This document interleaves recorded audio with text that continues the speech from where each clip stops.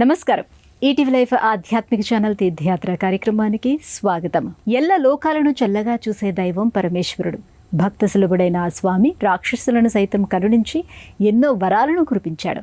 అలా ఆ కోవలో ద్వాపర యుగంలో శ్రీకృష్ణ పరమాత్మకు బద్ధ విరోధి అయిన జరాసంధుడు ఈశ్వరుడి కోసం అంకుటితమైన తపస్సు చేసి ఆయన్ని మెప్పించి కృష్ణుడి చేతిలో మరణం లేకుండా వరాన్ని పొందాడు. జరాసంధుడికి అభయప్రదానం చేసిన స్వామి కనుక జరాపహేశ్వర స్వామిగా కొలువుతీరి యుగాల నాటి చరిత్ర కలిగిన స్వామిగా పూజలు అందుకుంటున్నాడు. ఇవాల్టి ఈటీవీ లైఫ్ ఆధ్యాత్మిక ఛానల్ తీర్థయాత్ర కార్యక్రమంలో ఏలూరు పట్టణంలోని దక్షిణపు వీధిలో ఉన్న జరాపహేశ్వర స్వామి ఆలయం విశేషాలను గురించి తెలుసుకుందాం.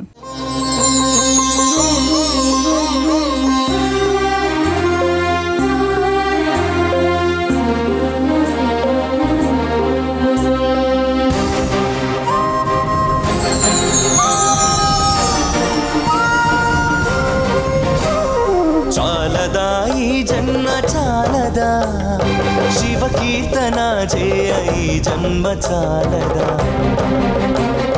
కైలాసవాసుని గణమెత్తి కీర్తింప, కైలాసవాసుని గణమెత్తి కీర్తింప ఈ జన్మ చాలదా, ఈ జన్మ చాలదా, ఈ జన్మ చాలదా, చాలదా ఈ జన్మ చాలదా, శివ కీర్తన చేయ ఈ జన్మ చాలదా.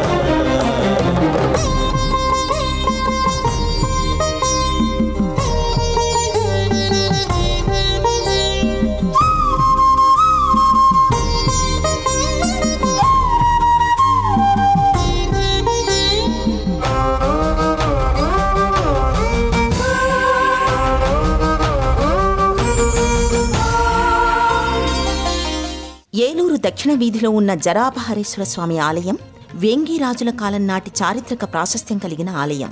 సువిశాలమైన ప్రాంగణంలో ఆగమ శాస్త్రోక్తమైన వాస్తు శిల్పకళ రీతిలో నిర్మితమైన సుందరమైన ఆలయంగా ఈ ఆలయం విలసిల్లుతోంది. స్థానిక మార్కెట్ కమిటీ వర్తక సంఘం తరాల నాటి చరిత్ర కలిగిన ఈ ఆలయాన్ని పునరుద్ధరించింది. జీర్ణోద్ధరణ తర్వాత 1929వ సంవత్సరం మే 2వ తేదీన ఈ ఆలయ పునఃప్రతిష్ఠ జరిగింది. జరాపహరేశ్వరుడి వైభవం యుగాల నాటిది. ద్వాపర యుగంలో శ్రీకృష్ణ పరమాత్మకు జరాసంధుడికి బద్ధవైరం ఉండేది. కృష్ణుడి శక్తికి తాళలేక జరాసంధుడు ఆనాడు తన రాజ్యాన్ని కోటను వదిలిపెట్టి ప్రాణాలు అరచేతిలో పెట్టుకుని హేలాపురికి చేరాడు. ఇక్కడ ఒక శివలింగాన్ని ప్రతిష్ఠించుకుని తీవ్రాతి తీవ్రమైన తపస్సు చేశాడు. జరాసంధుడి భక్తికి మెచ్చిన పరమేశ్వరుడు ప్రత్యక్షమై కృష్ణుడి చేతిలో జరాసంధుడికి మరణం లేకుండా అభయమిచ్చాడు. ఆ తర్వాత స్వామి స్వయంగా ఇక్కడే జరాపహరేశ్వరుడిగా కొలువు తీరి జరాసంధుడికి అండగా నిలిచాడు.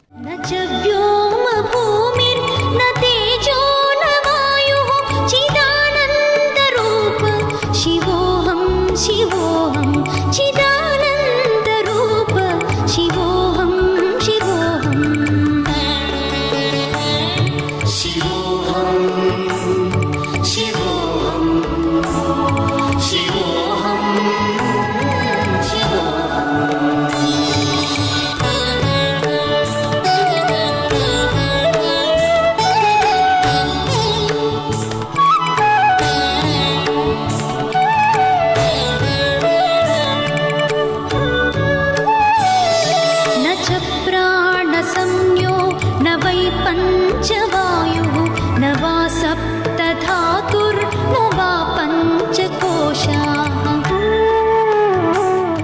శరణన్న వారిని కరుణించే చల్లని దైవం ఈశ్వరుడు. ఆయన్ని ప్రసన్నం చేసుకోవడానికి భక్తి మాత్రమే పరమావధి. చెంబుడు నీళ్లను అభిషేకిస్తే చాలు అనంతమైన ఐశ్వర్యాన్ని విభూతిగా ప్రసాదించే ఈ స్వామి కోరిన వరాలను శీఘ్రమే అనుగ్రహించే భోళాశంకరుడిగా ప్రసిద్ధి పొందాడు. ఆయన రూపం మధురం, ఆయన నామం మధురాతి మధురం, ఆయన కరుణ అనన్య సామాన్యం. తరాల నాటి చరిత్ర కలిగిన ఈ ఆలయం ఎంతో ప్రసిద్ధిగాంచిన ఆలయంగా భాసిల్లుతోంది. దిగ్దిగంతాలకు వ్యాపించే స్వామివారి శక్తి ప్రభను భక్తులు ఇక్కడ స్వయంగా అనుభూతి చెందుతారు. ఉత్తరముఖంగా ఉన్న ఎత్తైన రాజగోపురం ఈ ఆలయానికి వచ్చే భక్తులకు అల్లంత దూరం నుంచే సాదరంగా స్వాగతం పలుకుతుంది. రాజగోపురంపై ఉన్న శివ పరివార దేవతలు, ప్రమథ గణాలు, వివిధ దేవీ దేవతల విగ్రహాలు నయన మనోహరంగా ఉంటాయి. రాజగోపురానికి అనుసంధానమై కొండరాతితో నిర్మించిన సువిశాలమైన ప్రహరీ ఈ ఆలయ ప్రాభవాన్ని ఇనుమడింపచేస్తుంది.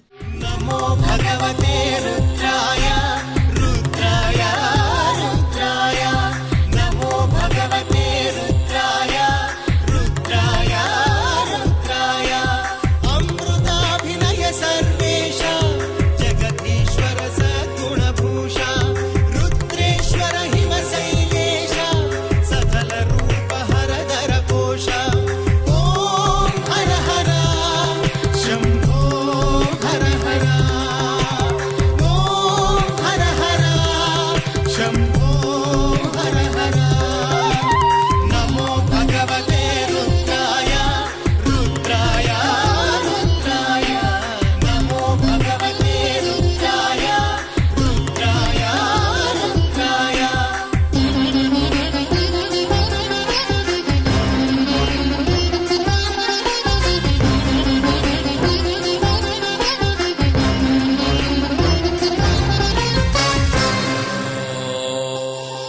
ఇక్కడ కొలువు తీరి ఉన్న ఈ స్వామికి ఉగ్రత్వం ఎక్కువ కనుక ఈయన్ని జ్వాలాపహేశ్వర స్వామి అని కూడా పిలుచుకుంటారు.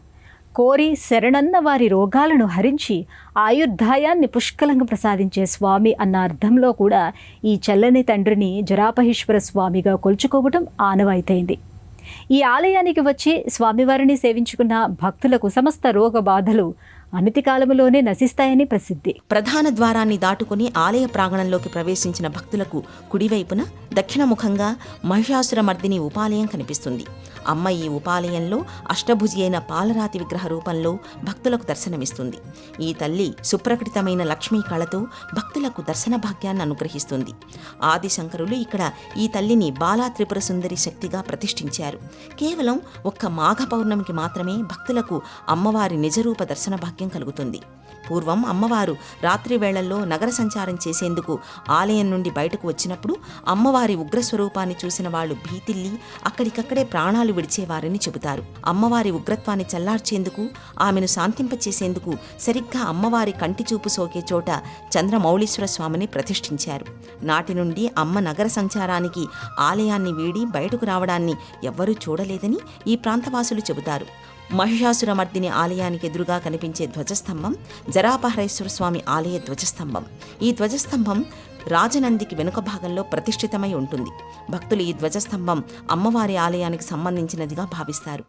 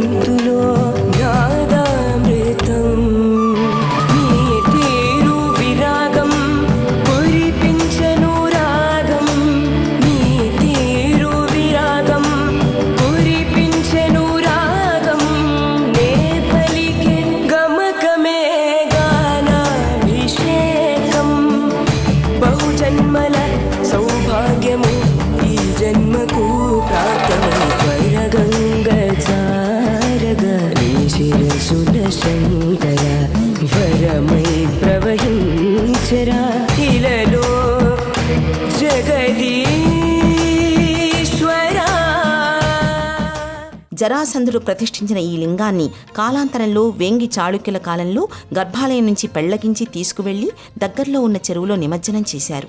చాలా కాలం వరకు ఈ విషయం బయటి ప్రపంచానికి తెలియదు. కాలాంతరంలో స్వామివారు ఈ ప్రాంతాన్ని ఏలే రాజుకు స్వప్నంలో దర్శనమిచ్చి తాను చెరువులో ఉన్న విషయాన్ని తెలిపి తనని పునఃప్రతిష్ఠించమని ఆదేశించిన పిదప మళ్లీ స్వామిని తీసుకువచ్చి గర్భాలయంలో ప్రతిష్ఠించడం జరిగింది. మొత్తంగా ఈ ప్రాంగణంలో ఉన్న ప్రధాన ఆలయం, ఉపాలయాలు అన్నీ కొండరాతితో నిర్మితమయ్యాయి. చక్కని శిల్పకళా సౌందర్యంతో, వాస్తు శోభతో అలరారుతూ ఉంటాయి. జరాపహరేశ్వర స్వామి ఆలయం ఈ ప్రాంగణంలో తూర్పు ముఖంగా ఉంటుంది. ప్రధాన ఆలయ శిఖరం పైన రావణ బ్రహ్మ వాహనంపై కైలాస శివపార్వతులు ఆనంద తాండవం చేస్తున్న నయనానందకరమైన దృశ్యం శిల్పాకృతిలో అద్భుతంగా మలచబడి ఉంటుంది. ఈ గోపురం మీద శివపరివార దేవతలు, వివిధ దేవీ దేవతలు, ప్రమదగణాల శిల్పాలు రమణీయంగా కొలువుతీరి ఉంటాయి. ఆలయ ప్రధాన మంటపం శోభ వర్ణనాతీతం. అంతరాలయంలోని శరభసాళ్వం అనే కుడ్య శిల్పం విశేష ప్రాధాన్యాన్ని సంతరించుకున్న శిల్పంగా కానవస్తుంది. ఈయన్ని భక్తులు సుబ్రహ్మణ్యేశ్వరుడిగా ఆరాధిస్తారు. ఈ శరభసాళ్వం దర్శనంతో తీవ్రాతి తీవ్రమైన కాలసర్ప దోషాలు కూడా తొలగిపోతాయని ప్రతీతి. గర్భాలయంలో మకర తోరణంలో సమున్నతమైన పానవట్టంపై స్వామి దివ్యమంగళ లింగాకృతి దర్శనమిస్తుంది. వెండి కిరీటాన్ని, బాలచంద్రుణ్ణి తలపై ధరించిన స్వామి వైభవం వర్ణనాతీతం. సువిశాలమైన గర్భాలయంలో దాదాపు 50 మంది భక్తులు ఒకేసారి నిలిచి స్వామివారిని సేవించుకునే అవకాశం ఉంటుంది. సాక్షాత్తు పరమేశ్వరుణ్ణి కళ్ళారా దర్శించుకున్న అనుభూతి ఈ ఆలయానికి వచ్చిన ప్రతి ఒక్క భక్తుడికి కలుగుతుంది. తలపై ధారాపాత్రలో గంగమ్మ, స్వామివారికి ఎడమవైపున పార్వతీదేవి కొలువు తీరి స్వామివారిని సేవించుకుని తరించేందుకు వచ్చిన భక్తులపై అపారమైన కృపారస వృష్టిని కురిపిస్తున్నారు.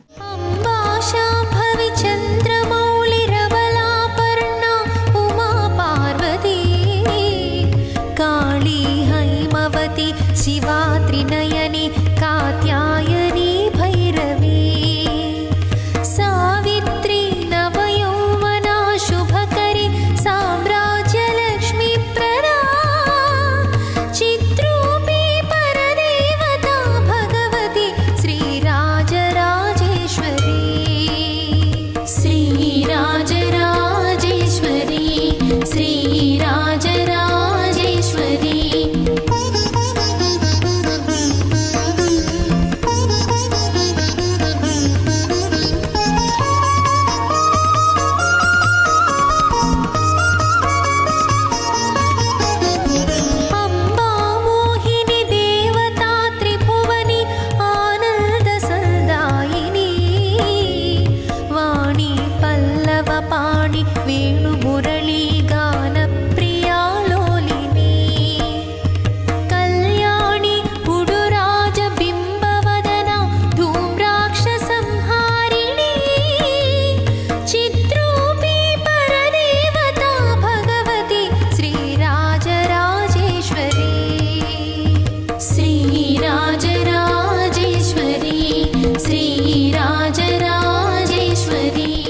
ఈ ప్రాంగణంలో ప్రధాన ఆలయానికి వెనుక భాగంలో ఉన్న ఉపాలయంలో సమున్నతమైన రాజనంది కొలువుతీరి ఉంటుంది.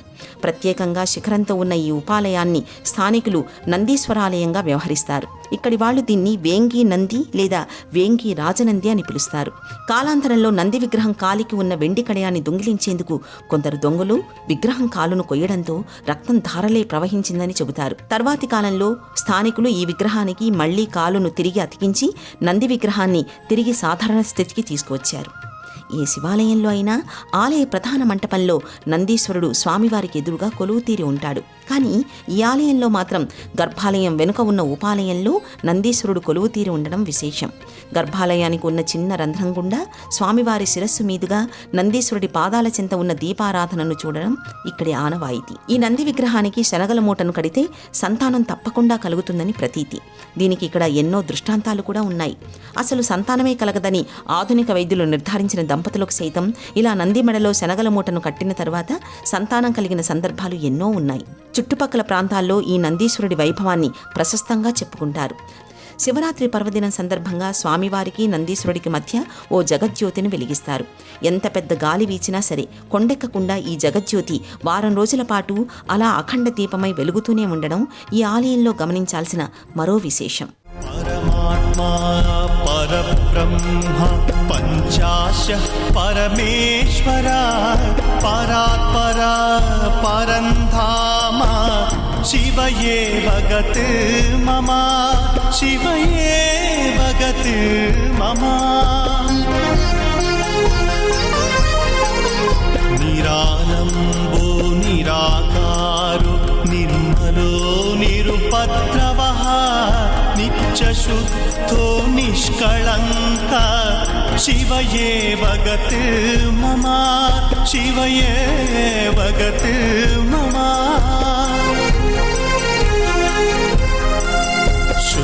स्फटिकसङ्काश सूर्यचन्द्राग्निलोचना शूलटङ्कधरः शर्व शिवयेव गत् मम शिवयेव गत् मम. ఈ సన్నిధిలో నందీశ్వరాలయానికి అభిముఖంగా వీరాంజనేయ స్వామి కొలువుతీరి ఉన్నాడు. మకర తోరణ సహితంగా ఆద్యంతము స్వామి బంగారు వన్నెల కవచాన్ని ధరించి ఉంటాడు. కుడి చేత గదను ధరించి ఉంటాడు. ఈ స్వామిని కొలిచిన భక్తులకు సమస్త జాతక గ్రహ శత్రు రుణబాధలు ఈతి బాధలు వెంటనే తీరిపోతాయని ప్రతీతి. ఆలయ ప్రాంగణంలో వాయవ్య భాగంలో ప్రదక్షిణ మార్గంలో శివాలయం వెలుపలి గోడపై శ్రీ చింతామణి గణపతి కొలువు తీరి భక్తులను అనుగ్రహిస్తున్నాడు. ఈ స్వామికి విన్నవించుకున్న ధర్మబద్ధమైన ఏ కోరికైనా సరే తక్షణమే నెరవేరుతుందని భక్తుల ప్రగాఢమైన విశ్వాసం. కోరిన వరాలను కురిపించే కొండంత దేవరగా స్వామి ఇక్కడ కొలువై ఉండడం విశేషం. ఈయనను భక్తులు ప్రేమగా సకల కార్యసిద్ధి గణపతి అని పిలుచుకుంటారు. కాణిపాకం ఆలయంలో చతుర్భుజుడిగా ఉన్న చింతామణి గణపతికి ఎంతటి శక్తి ఉన్నదో ఇక్కడ ద్విభుజుడై కొలువు తీరి ఉన్న ఈ స్వామికి కూడా అంతటి శక్తి ఉందని భక్తులు బలంగా విశ్వసిస్తారు. చుట్టుపక్కల ప్రాంతాల్లో ఏ శుభకార్యం జరిగినా ముందుగా ఈ ఆలయానికి వచ్చి ఈ చింతామణి గణపతి ఆశీస్సులు అందుకున్న తరువాతే భక్తులు తమ తమ ఇళ్లల్లో శుభకార్యాలను ప్రారంభించడం ఇక్కడి ఆనవాయితీ. ఈ ప్రాంగణంలోనే కోదండరామస్వామి కొలువు తీరి ఉన్నాడు. కోదండరామయ్య ఇక్కడ సీతాలక్ష్మణ ఆంజనేయ సమేతుడై కొలువు తీరి భక్తులను అనుగ్రహిస్తున్నాడు.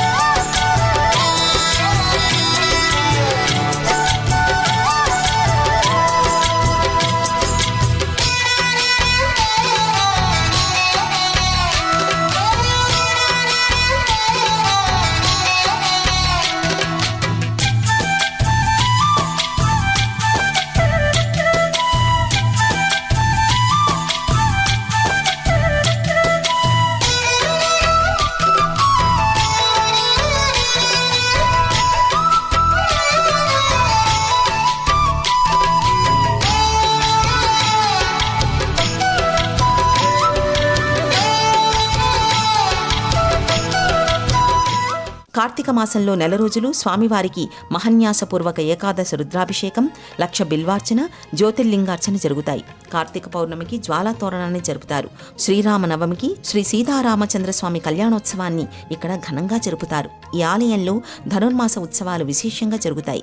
ఉగాది పర్వదినం నుండి అమ్మవారికి వసంత నవరాత్రి ఉత్సవాలు జరుగుతాయి. శారద శరన్నవరాత్రులు ఘనంగా జరుగుతాయి. వైశాఖ మాసంలో పౌర్ణమి తిథి నాడు అమ్మవారికి 1,00,000 మల్లెపూలతో పూజ జరుగుతుంది. ప్రతి శుక్రవారం ఈ ఆలయంలో దాదాపు 200 మంది భక్తులకు ఉచితంగా అన్నప్రసాద వితరణ చేస్తారు. ఆలయ దర్శన వేళలు నిత్యం ఈ ఆలయం ఉదయం 5:30 నుండి మధ్యాహ్నం 12 గంటల వరకు, ప్రతి శుక్రవారం మధ్యాహ్నం 12:30 వరకు భక్తుల దర్శనార్థం తెరిచి ఉంటుంది.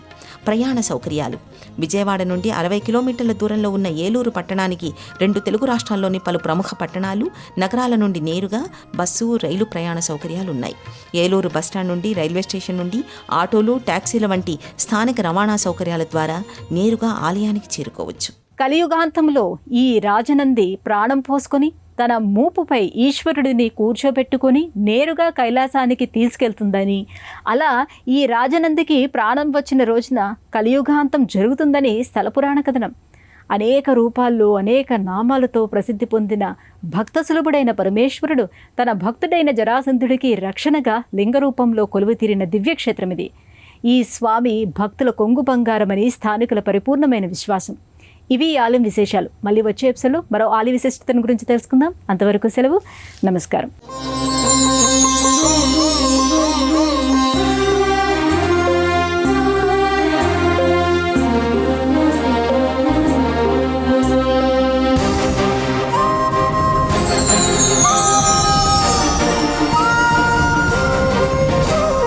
చాలదా ఈ జన్మ చాలదా, శివ కీర్తన చేయ ఈ జన్మ చాలదా.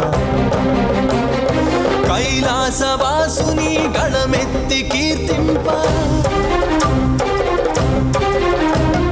కైలాసవాసుని గణమెత్తి కీర్తింప ఈ జన్మ చాలదా ఈ జన్మ చాలదా ఈ జన్మ చాలదా చాలదా ఈ జన్మ చాలదా శివ కీర్తన చేయ ఈ జన్మ చాలదా